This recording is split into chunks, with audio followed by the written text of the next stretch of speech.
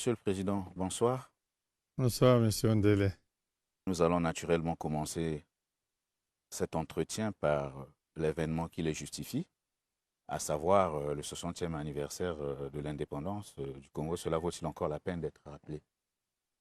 Monsieur le Président, le 15 août 1960, où étiez-vous? Le 15 août 1960, j'étais à Brazzaville. Nous étions en vacances. Nous venions de finir avec nos examens à Mbunda. Et nous étions donc en vacances scolaires ici à Brazzaville. Est-ce que vous gardez quand même un souvenir précis de cette époque-là? Bon, beaucoup de souvenirs parce que nous étions en vacances ici.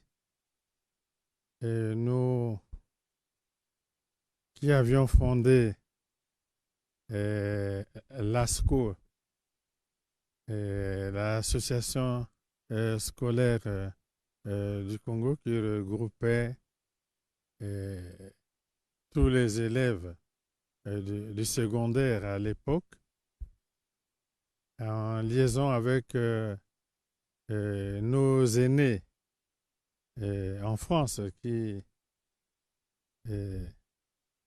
luttaient dans le cadre de la FEANF, Fédération des étudiants d'Afrique noire en France.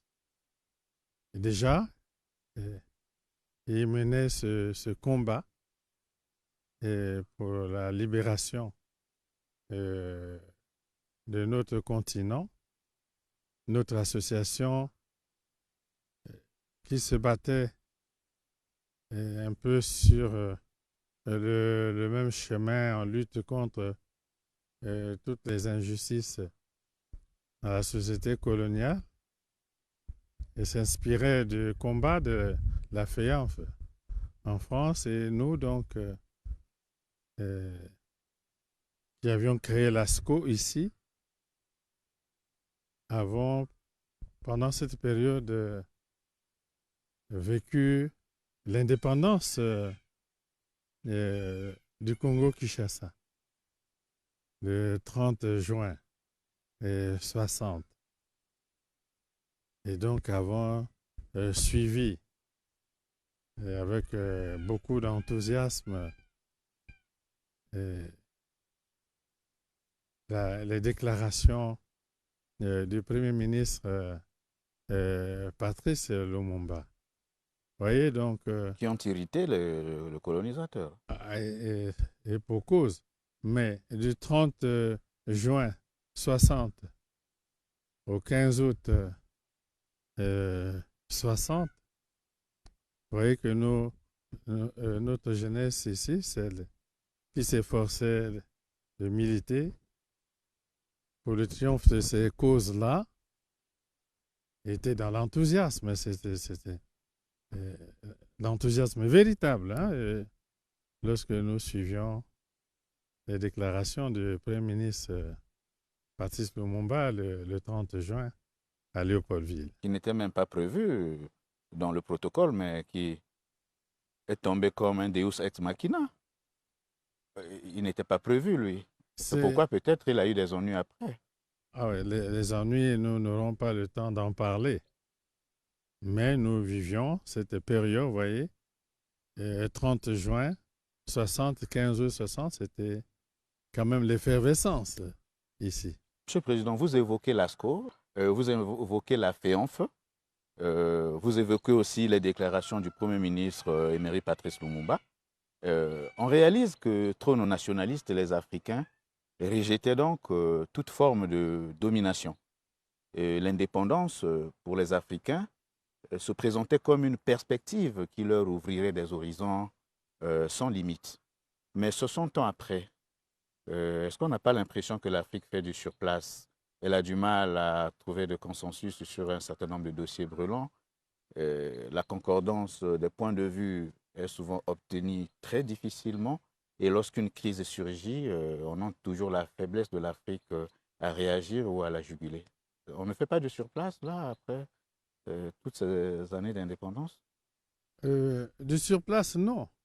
Et disons que cela a été une longue période de lutte, hein, des peuples avec des fortunes diverses. Et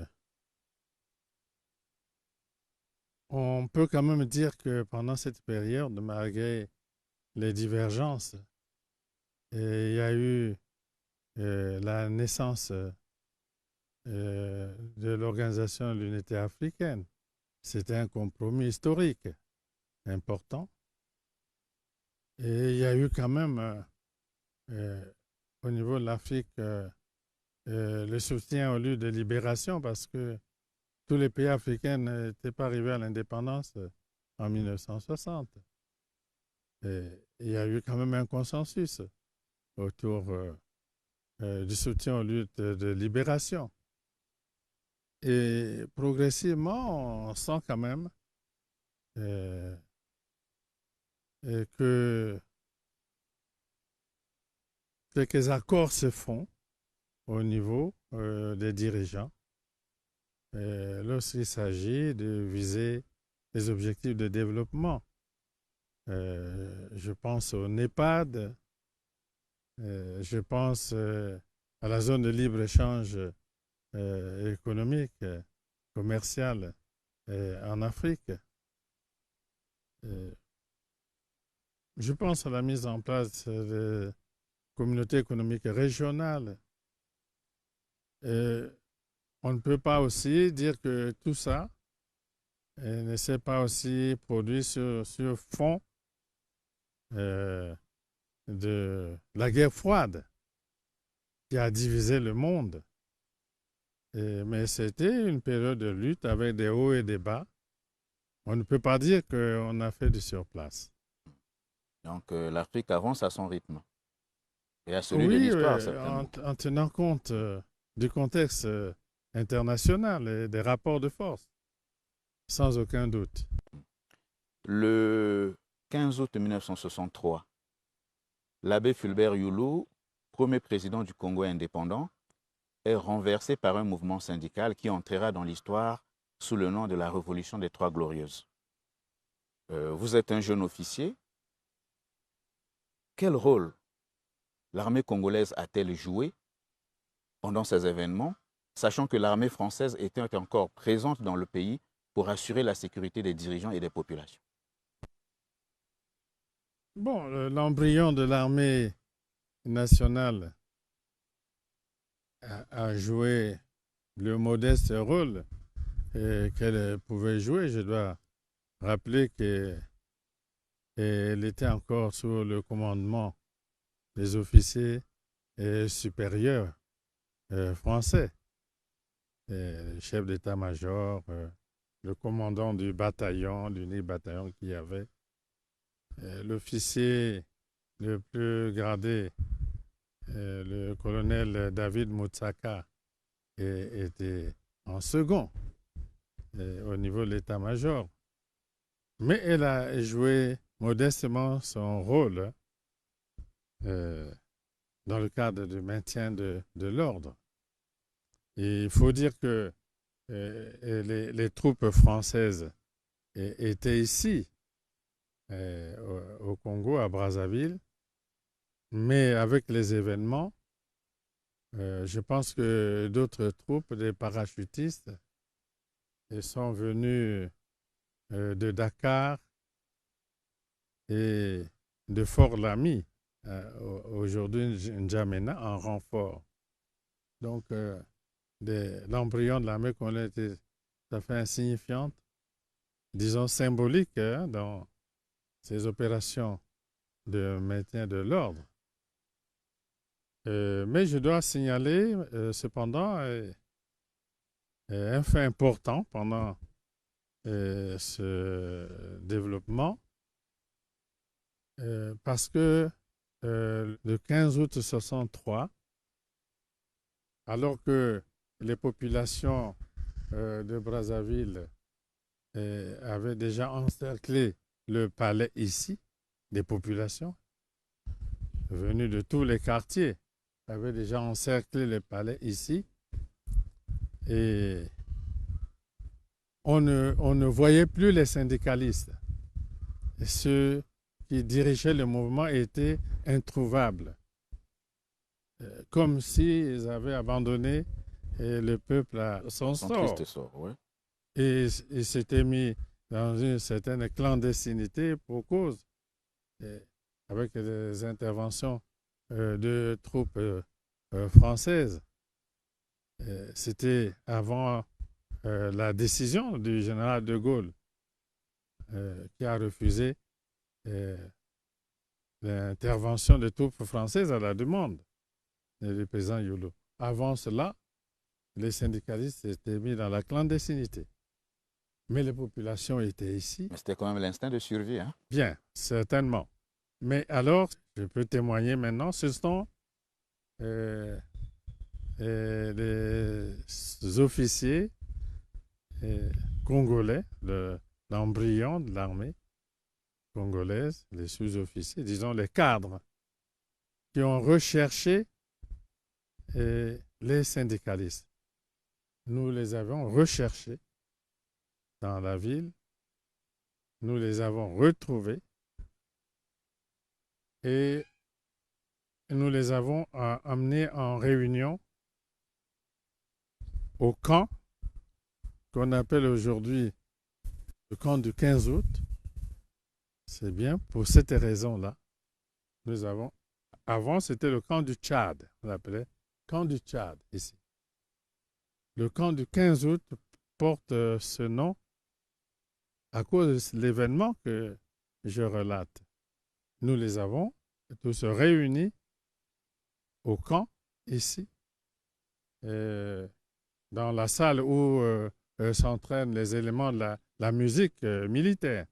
Et je dois dire que pour l'histoire, même si ce quartier devrait être reconstruit, on ferait bien de garder ce bâtiment où s'entraînent les éléments de la musique. On ferait bien pour l'histoire de garder ce bâtiment parce que c'est à cet endroit-là que les officiers congolais à l'époque ont eu la réunion avec les syndicalistes et les officiers leur avaient demandé de rejoindre les populations qu'ils avaient mobilisées puisque les populations étaient ici autour du palais. Et c'est dans nos jeeps que les syndicalistes sont arrivés au palais. C'est nous qui les avions amenés au palais, ici. Et on doit aussi dire qu'à ce moment-là, le président Youlou, qui avait déjà reçu le refus du général de Gaulle de faire intervenir l'armée française, parce qu'ici, autour du palais, il y avait des cercles concentrés de l'armée congolaise et des parachutistes français, de la population. C'était un moment très dense. Et alors, à ce moment-là, ce sont les officiers congolais qui ont reçu le document de la démission du président Yolo. Le président Yolo a remis sa démission aux officiers. Et le colonel Moutsaka, David, a reçu la démission du président Yolo. Donc, le président Yolo a remis sa démission au colonel Moutsaka, donc à l'armée, à l'embryon de l'armée congolaise. Et ce sont les officiers qui ont remis le document aux syndicalistes. Monsieur le Président, l'armée réunit les syndicalistes au camp 15 août. L'armée met les syndicalistes dans sa jeep arrive au palais et obtient la démission de l'abbé Fulbert Yolo. Le rôle de l'armée, c'est quand même Il s'agissait de... Non, l'armée de soutenir. n'avait pas, à proprement parler, pris position. Il s'agissait d'amener les syndicalistes, les dirigeants syndicalistes à jouer leur rôle. À dialoguer avec le président. Jusqu'au bout, puisque les populations étaient autour du palais et exigeaient la démission du président Youlou. Le général de Gaulle avait refusé l'intervention des troupes françaises. Il ne restait plus que aux syndicalistes de continuer de jouer leur rôle, puisque les populations, ce sont les syndicalistes. Un rôle qu'ils n'ont pas su jouer jusqu'au bout, puisque après, Kikadidi va prendre Alphonse Massamba Deba, l'emmène à Brazzaville, et celui-ci est président, donc les syndicalistes. C'est vrai qu'ils ont obtenu la démission de l'abbé Fulbert Yolo, mais visiblement, ils n'avaient pas de programme précis. Oui, c'était un moment délicat parce que après la démission du président Youlou, les syndicalistes avaient déclaré qu'ils n'avaient pas engagé ce mouvement parce qu'ils voulaient prendre le pouvoir. Et ce n'était pas pour prendre le pouvoir, eux, syndicalistes, qui menaient ce mouvement.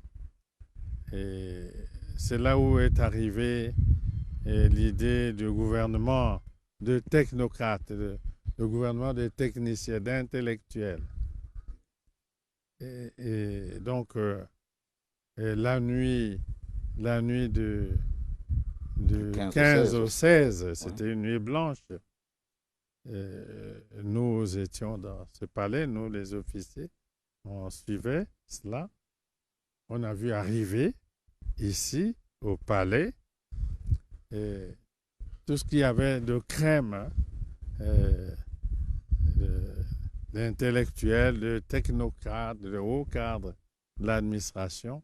On les a vus arriver, nous avons vu arriver ici, je le cite pêle-mêle, j'en oublie aussi, les Paul Kaya, on a vu arriver les Pascal Lissouba, les Matsokota, les Bernard Galiba, les Ganao, enfin, tout ce qu'il y avait de crème, puisqu'il fallait mettre en place le gouvernement des technocrates. Je crois que cette nuit-là, ces cadres n'ont pas pu désigner un premier ministre du gouvernement provisoire toute la nuit.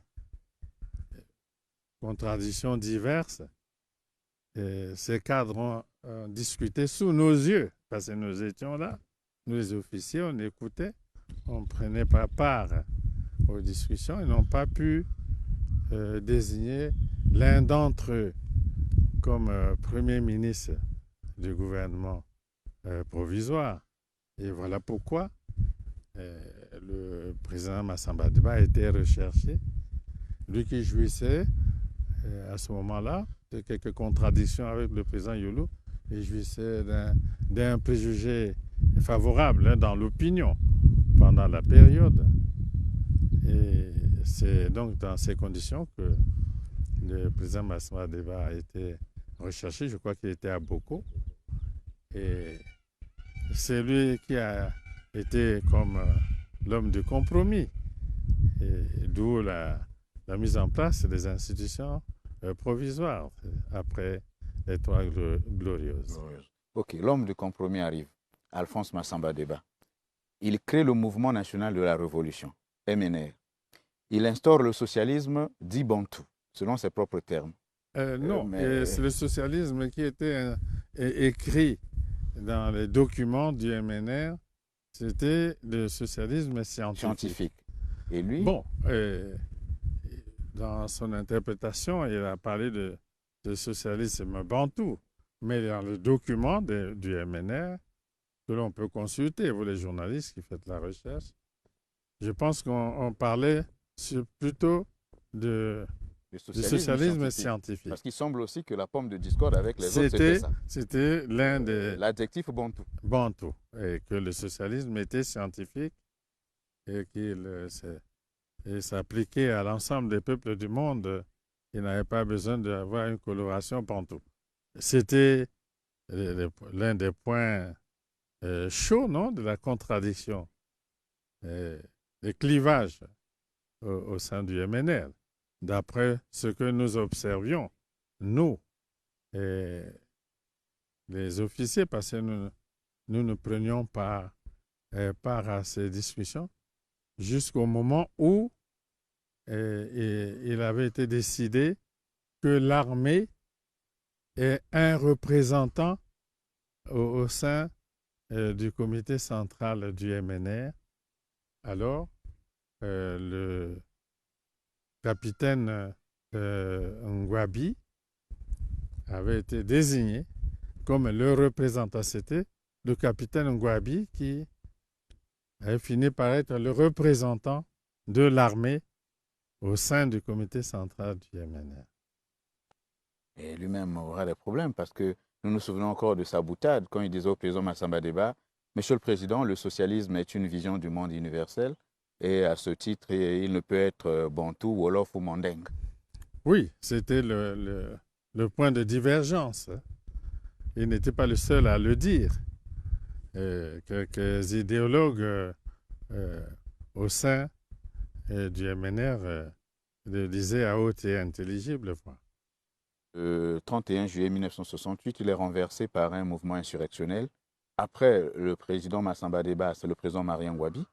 Et vous avez dit tout à l'heure que dans les documents du MNR figurait déjà la mention socialisme scientifique. Pourquoi avoir opté pour le socialisme scientifique et pour le marxisme-léninisme? Y avait-il des raisons objectives à cela?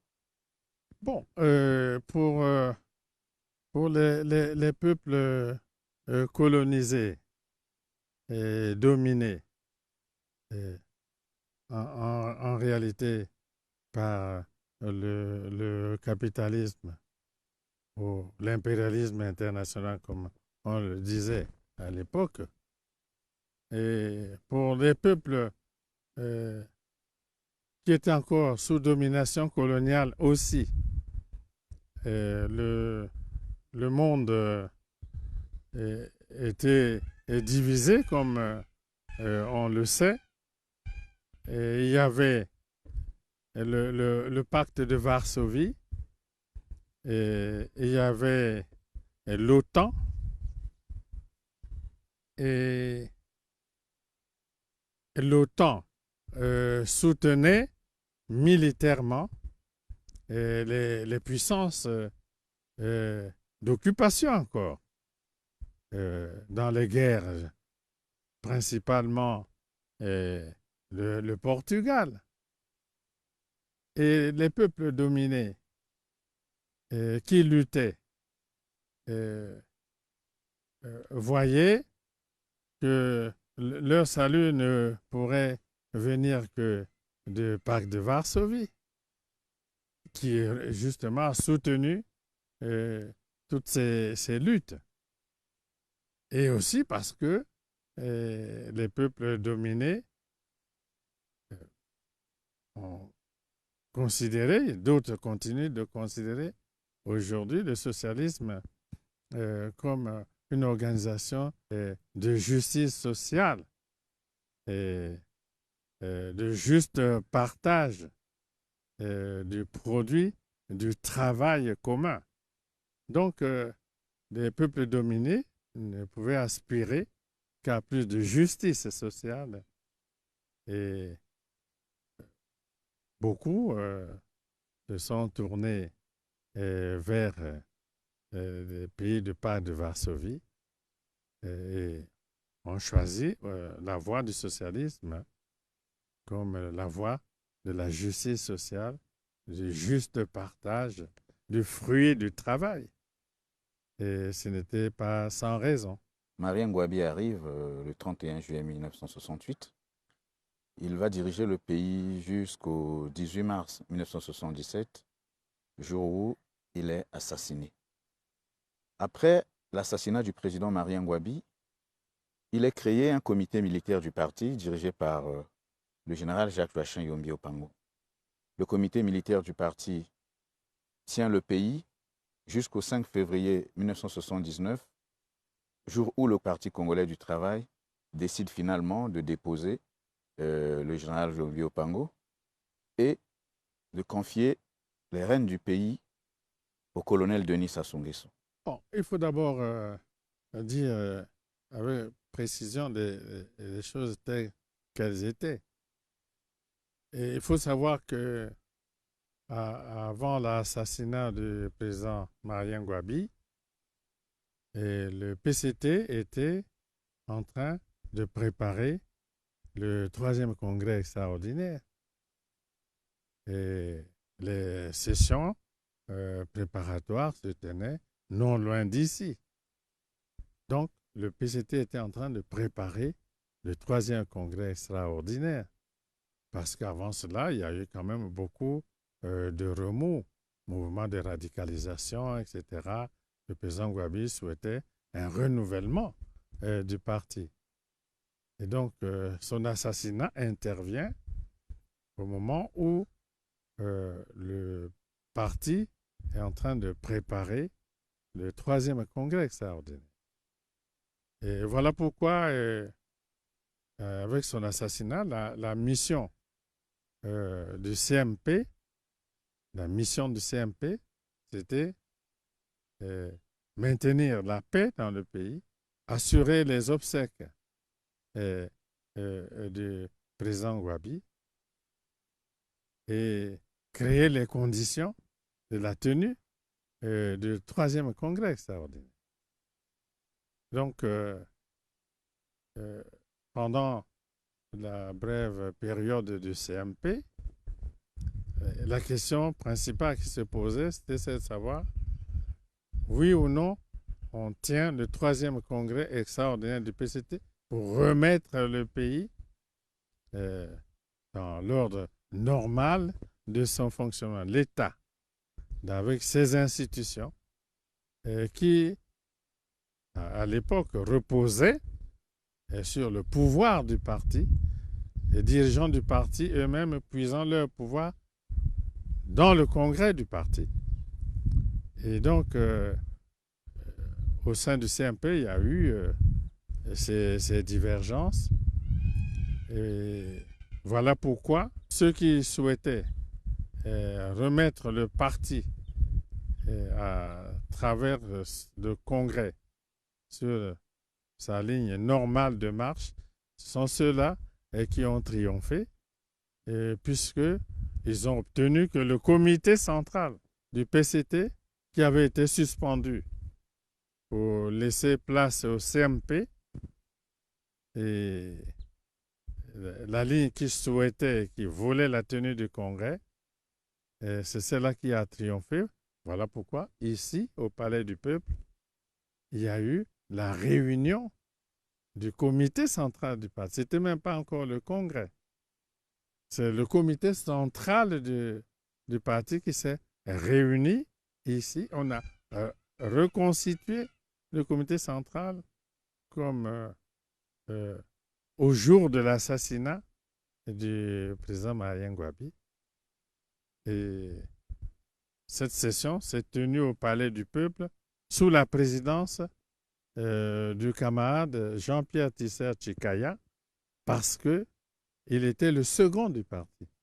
C'est au cours de cette session du comité central du parti qu'il a été mis en place le comité préparatoire au 3e congrès, toujours le même. Et votre modeste serviteur avait été élu au cours de cette session du comité central comme président du comité préparatoire au congrès. Et nous avons préparé le congrès, et le congrès s'est tenu au mois de mars. C'est au cours du congrès alors que votre serviteur a été élu président du comité central du parti. C'est tout un cheminement comme ça. Et quand il est élu, Il dirige le pays, il a quand même quelques priorités. Bon, mais il fallait, la première priorité, c'était remettre le pays dans sa marche normale à travers des institutions. Euh, il fallait faire fonctionner le gouvernement, faire que le pays ait une assemblée et faire que l'économie du pays reparte parce que, on l'oublie souvent, il y avait une crise sévère qui frappait le pays. Et je crois qu'au moment où nous tenions le troisième congrès extraordinaire au mois de mars, les travailleurs de l'État n'avaient pas touché de salaire peut-être depuis décembre ou janvier, février, jusqu'au mois de mars. C'était une situation difficile, économique, financière, sécuritaire. Il fallait remettre de l'ordre dans tout cela et faire redémarrer l'État avec ses institutions et tenter de faire redémarrer l'économie. C'était prioritaire. Voilà pourquoi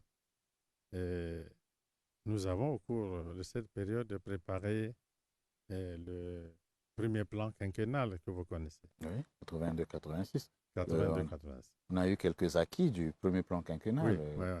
Que vous en êtes fiers aujourd'hui? On n'a pas le temps d'en parler, mais vous en êtes la quand même démarche, fiers. c'était cela. Sortir le pays du marasme, remettre l'État dans son fonctionnement normal et tenter de redresser l'économie. Et on a pu obtenir quelques résultats. Mais en tous les cas, on a pu observer que de 79 à la période où se tenait la conférence nationale ici, en 91, on n'avait plus connu des retards de salaire dans le pays. Et il y a eu quelques acquis. Nous pouvons dire que de 79 à 91, il n'y a plus eu de retard de salaire dans le pays. En 1979, vous accédez à la magistrature suprême. 7 ans après, en 1986, vous êtes élu président de l'OUA, Organisation de l'Unité africaine. Et nous avons souvenance que la lutte pour la libération des peuples d'Afrique australe et contre l'apartheid en Afrique du Sud constituait le gros de votre programme, l'essentiel de votre combat. Nous nous souvenons du Fonds Africa, une idée que vous avez lancée à Harare lors du sommet des non-alignés. Nous nous souvenons de la libération de Nelson Mandela. Est-ce que vous pouvez nous parler de manière succincte de votre mandat à la tête de l'OUA et des succès sur lesquels ce mandat-là a débouché? Bon, lorsque nous avons pris la succession du président Abdou Diouf, l'Afrique connaissait une crise économique profonde. Et il y a eu une session extraordinaire de l'Assemblée générale des Nations unies consacrée à l'Afrique. Comment aider l'Afrique à se redresser? Et comment traiter la dette de l'Afrique? C'était le dossier que me laissait le président Abdou Diouf. Il fallait poursuivre ce débat à l'international. À ce programme, à titre personnel, j'avais choisi aussi de me consacrer à la question de l'Afrique australe. Puis en troisième lieu, j'avais retrouvé dans les archives de l'OUA un dossier sur les hommes de science en Afrique. Une résolution. Il fallait organiser les hommes de science en Afrique. Moi, j'ai exhumé cette résolution. J'avais pensé que oui, c'était un juste combat qu'on pouvait mener. J'avais ces trois axes, d'où le symposium, euh, le congrès plutôt. Le symposium, les écrivains, c'était contre l'apartheid. contre l'apartheid. Et le Le congrès, c'était des des hommes de science. c'est une autre chose. Donc, j'avais trois axes de mon mandat que j'ai fait le tour du monde. J'ai fait le tour du monde. J'ai vu toutes les plus grandes personnalités politiques du monde pour essayer de faire triompher ces trois objectifs-là. Il y a eu des avancées et en ce qui concerne la lutte contre l'apartheid, et puisque nous luttions pour des sanctions économiques contre l'Afrique du Sud. Et lorsque le Congrès américain avait fini par voter des sanctions contre le régime de l'apartheid, pour nous, c'était une grande victoire.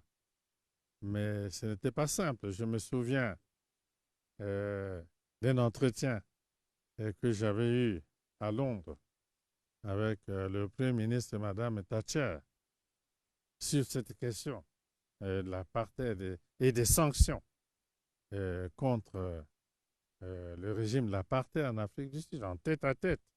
Avec Margaret Thatcher. Avec Margaret Thatcher, j'ai posé le problème. Elle est restée silencieuse un temps.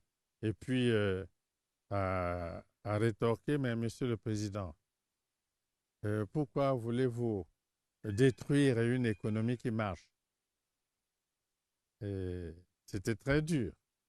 Pourquoi voulez-vous détruire une économie qui marche? J'ai simplement dit, Madame le Premier ministre, elle marche, mais à quel prix? Parce qu'on avait des discussions dures de ce genre avec les membres permanents du Conseil de sécurité des Nations Unies, Margaret Thatcher. Mais, malgré tout, le rapport des forces dans le monde était tel que cette cause-là a fini par triompher. Il y a eu des sanctions économiques. Je crois que c'est cette décision qui a sérieusement ébranlé le régime de l'apartheid. Les sanctions économiques contre l'Afrique du Sud. Et nous avions gagné cela. Le congrès des hommes des sciences a eu lieu ici, à Brazzaville. Brazzaville a même été déclaré siège de l'Union panafricaine de la science et la technologie.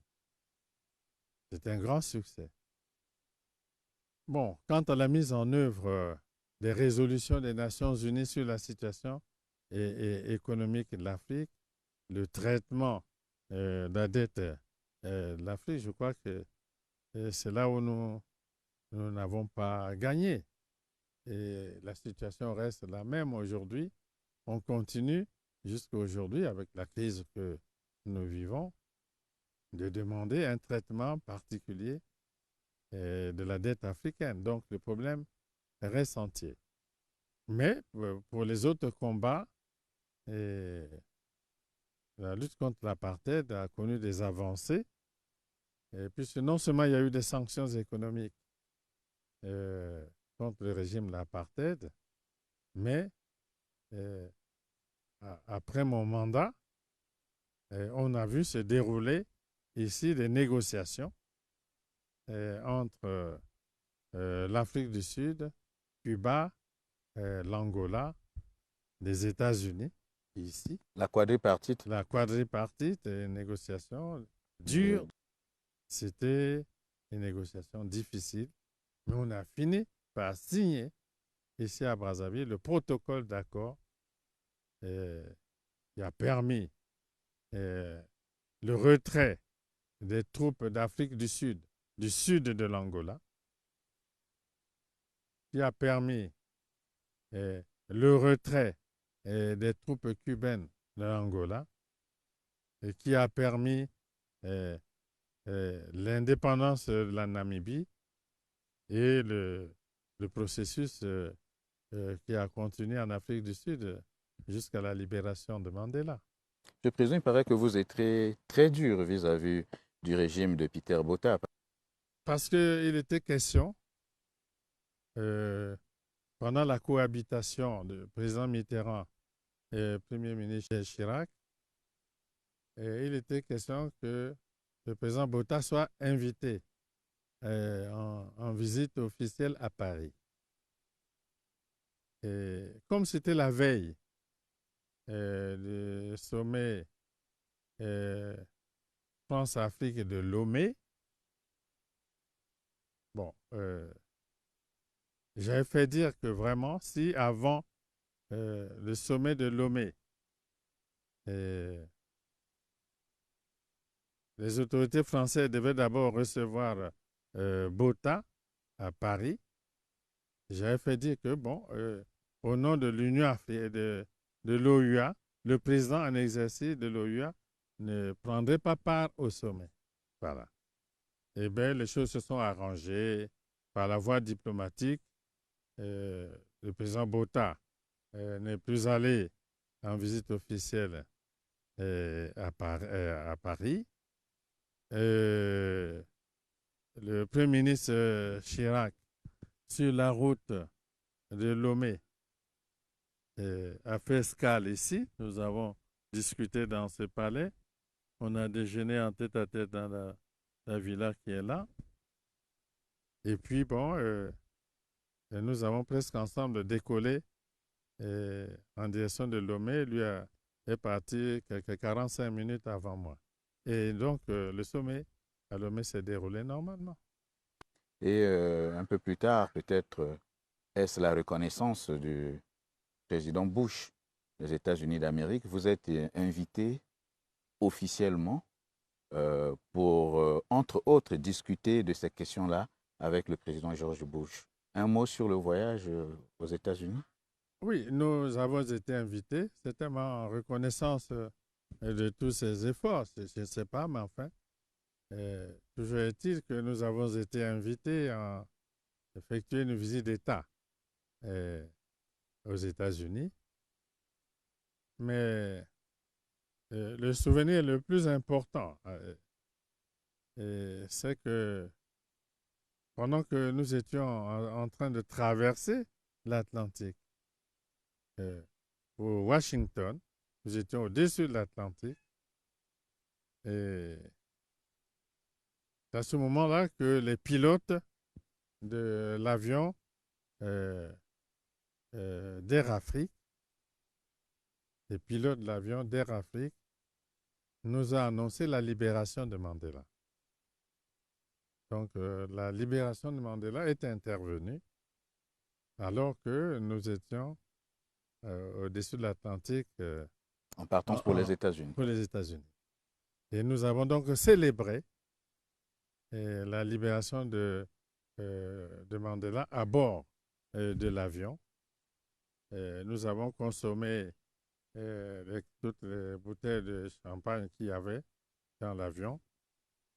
Et j'ai fait ma première déclaration pour saluer la libération de Mandela à bord d'un avion d'Air Afrique au moment où j'allais aux États-Unis. Donc, c'était un moment important pour moi. Monsieur le Président, juin 1990, le président Mitterrand tranche net sur le débat, dans le débat plutôt sur l'aide au développement. Ajoutez à cela un impétueux mouvement venu des pays de l'Est qui balait les sommets. Même les régimes totalitaires que l'on croyait établis pour l'éternité entrent spontanément dans le chaos. Les populations s'agitent parce que le mouvement gagne l'Afrique au motif que le président Mitterrand avait dit à ce sommet-là que désormais ne pourraient bénéficier de l'aide au développement de la part de la France que des pays qui s'ouvriraient à la démocratie. Un peu partout sur le continent s'organisent des conférences nationales ou toutes sortes de réunions visant à matérialiser les injonctions du président Mitterrand. Le Bénin de Mathieu Kérékou a tenu sa conférence nationale. Le Congo de Denis Sassou Nguesso a fait le choix de l'imitation. Le 25 février 1991 s'ouvre donc au Palais des Congrès de Brazzaville la conférence nationale. Bon, il faut d'abord dire que ce n'est pas parce que le président Mitterrand avait parlé à la BOL que tous les pays qui ont engagé le processus de changement obéissaient à une injonction. Je ne suis pas sûr que cela soit vrai. D'autant plus que dans la salle même,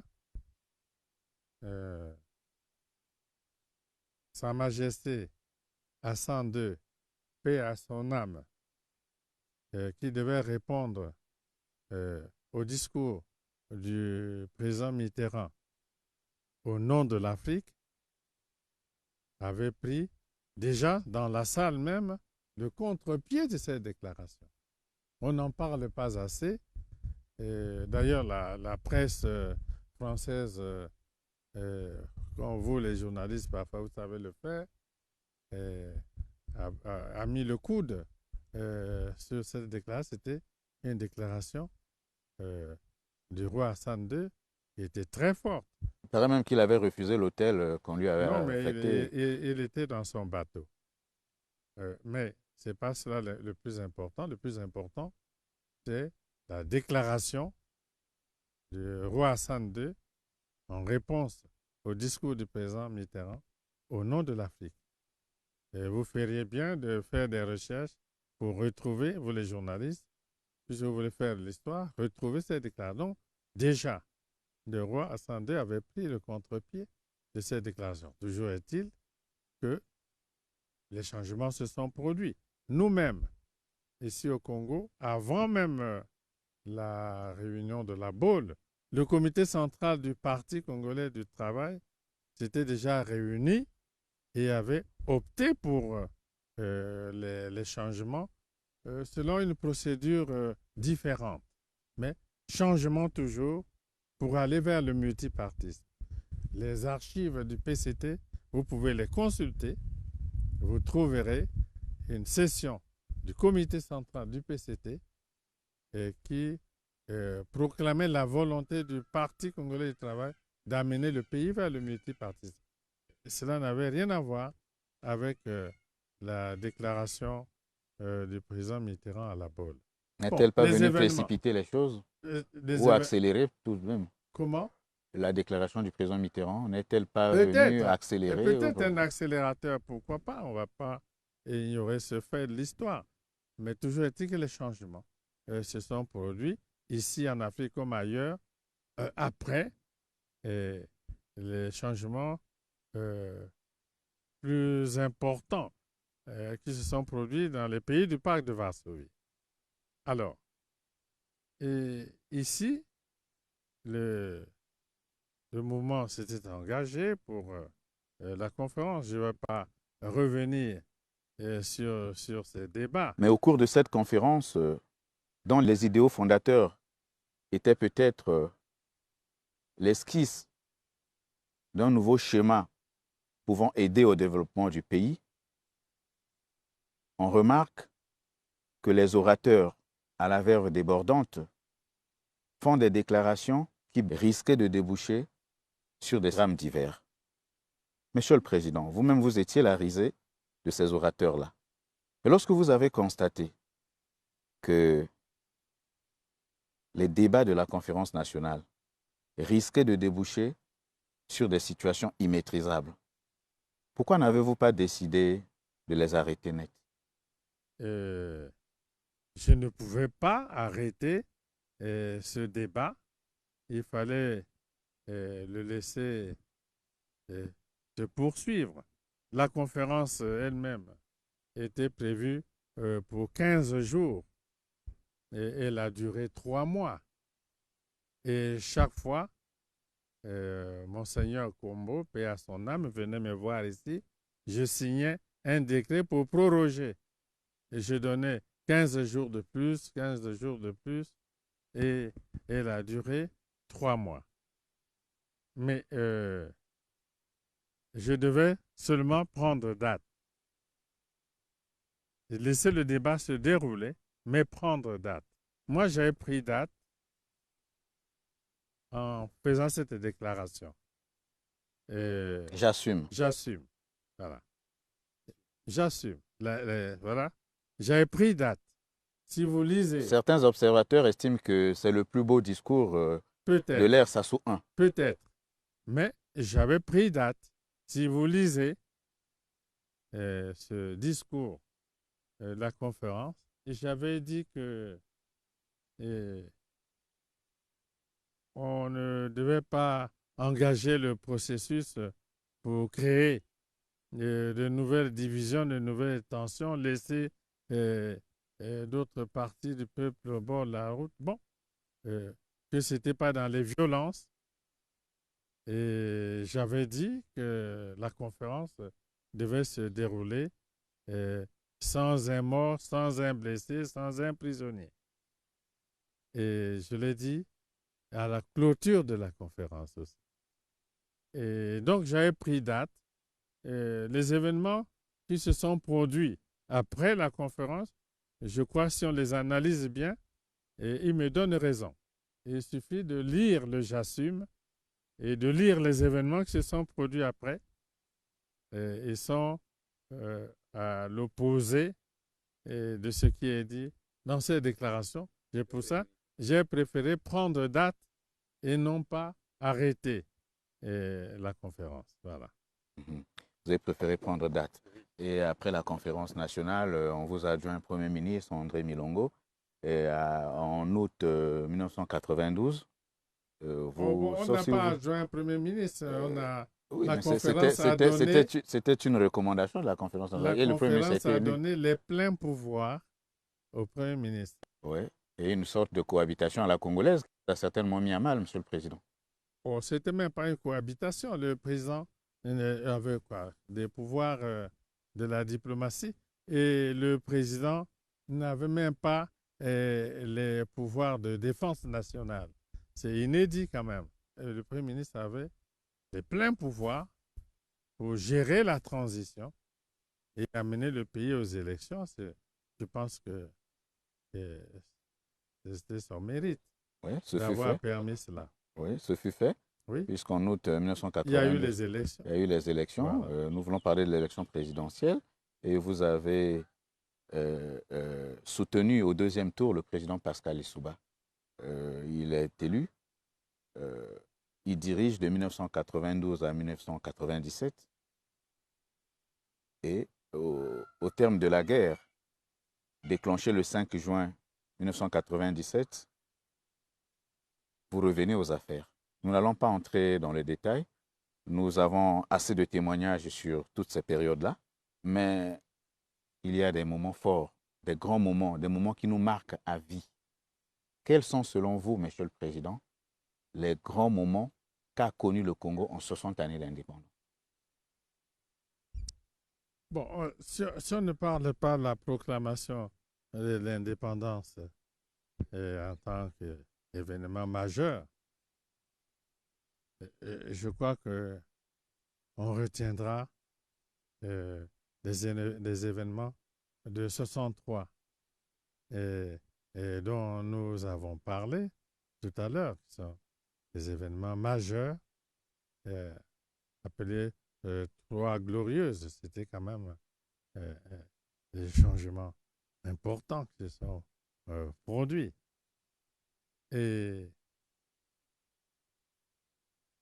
on doit quand même retenir la période de l'assassinat du président Gwabi jusqu'à la tenue du 3e congrès extraordinaire du PCT, le mouvement dit du 5 février. cette période-là comme une période très, très, très importante de la vie de ce pays parce que euh, les événements qui se sont produits pendant cette période ont amené le pays presque au bord du précipice. Euh, euh, L'assassinat de, du président Gwabi, l'assassinat du cardinal Biayenda, la mort du président Massamba Deba, c'était des moments très difficiles hein, de la gestion de ce pays. Puis, euh, comme une espèce de sortie de crise profonde, le mouvement dit du 5 février jusqu'à la tenue du troisième congrès extraordinaire du PCT. Puis, on vient d'en parler, la conférence nationale, je le dis puisque je le pense, dite souveraine, je le dis comme ça, avec ma conviction, dite souveraine, aura été un événement important dans ce pays. Je dis dite souveraine parce que les participants à la conférence n'avaient aucun mandat du peuple pour jouer la souveraineté. Mais ils ont dit que les décisions qu'elle prenait étaient exécutoires d'urgence Oui, et sans mais appel. c'est pour cela que je dis la conférence. C'était un moment important de l'histoire de ce pays et qui aurait pu, si on n'avait pas fait attention, qui aurait pu l'amener vers le précipice aussi.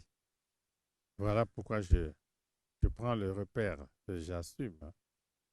Bon, à titre personnel, et même pour le pays, nous ne pouvons pas oublier la guerre civile que ce pays a connue à partir du 5 juin 1997.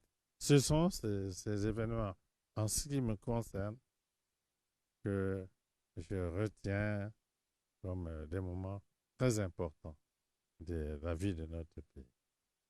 Et nous allons célébrer le 60e anniversaire de l'indépendance sous un format inhabituel parce que la planète entière est secouée par une crise sanitaire portée par le nouveau coronavirus. Le 28 mars dernier, dans un message à la nation, vous invitiez les Congolais à davantage de responsabilités et vous disiez que du comportement de chacun dépendrait la santé, sinon la vie de tous. Est-ce que vous avez un commentaire à faire là-dessus, Monsieur le Président? Bon, on peut pas en dire davantage. Euh, si on se réfère justement à la pandémie dont vous parlez, on peut observer dans le monde et constater que ici et là, où les gens ne se sont pas comportés de façon responsable, les dirigeants comme les peuples, euh, ils ont payé le prix fort et continuent de le payer. Et donc, c'est un appel à la responsabilité au niveau des dirigeants comme au niveau du peuple. Parce que tous ceux qui ont voulu faire le contraire ou ont fait le contraire ont payé le prix, peut-être continuent de le payer lourdement. Et nous ne sommes pas encore sortis de cette crise et la recommandation reste la même. Il faut qu'il y ait un comportement responsable au niveau des individus, au niveau des collectivités, au niveau des dirigeants. Si on affiche les responsabilités, la sanction est immédiate. Et dans nos pays où nous luttons presque les mains nues, je ne vois pas comment nous pouvons prendre un tel risque. Voilà, c'est le seul commentaire que je peux faire. Monsieur le Président, en quelques secondes, je vous laisse conclure cet entretien. Bien, on a survolé quelques événements. J'ai fait quelques commentaires, mais j'ai fait ma lecture. La situation du pays depuis l'indépendance jusqu'à aujourd'hui, dans mon message à la nation. Est-ce qu'on a connu quelques avancées ou non? Est-ce qu'on a fait du surplace? Est-ce qu'on a reculé? Est-ce que nous avons bien assumé notre destin? Je réponds rapidement dans un court message à ces questions. Et comme on ne peut pas tout dire dans un discours, vous garderez certainement le reste pour vos mémoires. Peut-être. Nous reviendrons, Monsieur le Président, si vous le permettez. Je vous recevrai avec plaisir. Merci, Monsieur le Président.